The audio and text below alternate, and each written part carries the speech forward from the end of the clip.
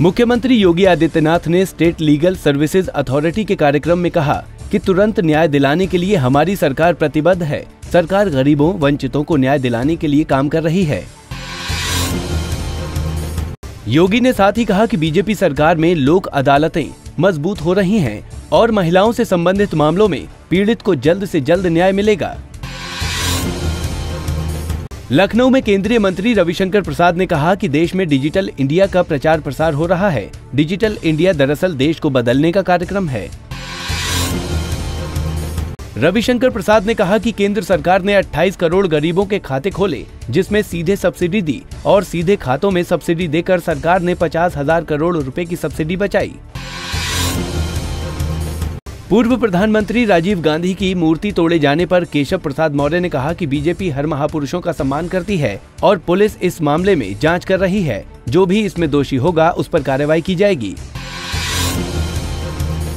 योगी सरकार में मंत्री स्वाति सिंह एक बार फिर सुर्खियों में हैं। इस बार स्वाति प्रसाद के साथ 100 रुपए का नोट देने की वजह से विवाद में हैं। स्वाति सिंह की 100 रुपए के साथ प्रसाद देते हुए फोटो वायरल हुई है।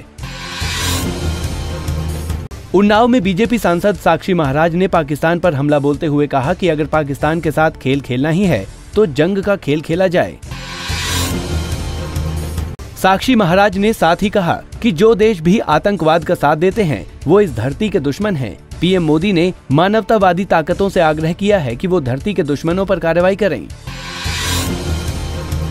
अयोध्या पहुंचे कैबिनेट मंत्री कलराज मिश्र ने राम मंदिर निर्माण को लेकर कहा कि पार्टी इस मुद्दे पर गंभीरता से विचार कर रही है और बीजेपी कभी भी मंदिर मुद्दे पर अपने विचार लोगों के सामने रख सकती है।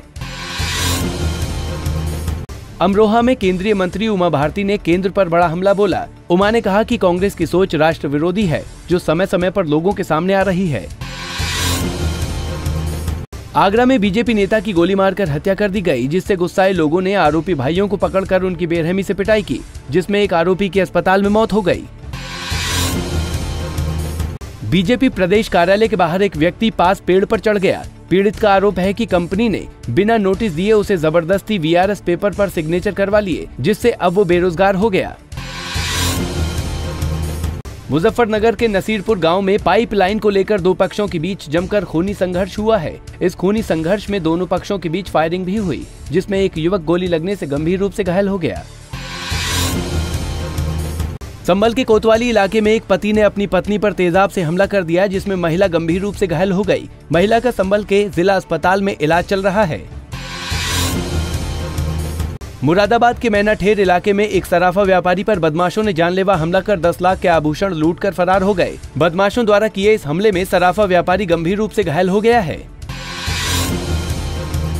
इलाहाबाद रेलवे स्टेशन पर एक महिला बच्चा चोरी कर फरार हो गई। दंपत्ति रेलवे स्टेशन पर ट्रेन का इंतजार कर रहे थे, तभी महिला चोर बच्चा चुरा कर ले गई। चोरी की ये सारी वारदात सीसीटीवी कैमरों में कैद हो गई है।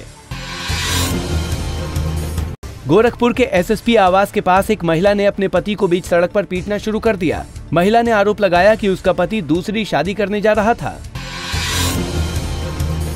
मिर्जापुर में प्रशासन की बड़ी लापरवाही से किसानों के आए हजारों बोरी डीएपी खाद स्टेशन पर ही भीगकर खराब हो गया। खाद स्टेशन पर खुले आसमान में रखा हुआ था। वाराणसी में पिछले कुछ दिनों से बढ़ते तापमान के कारण लोगों का जीवन अस्त व्यस्त हो गया है। लोग सड़कों पर छाता लेकर घूमते दिखाई दिए। Bureau report, Punjab Kesari TV.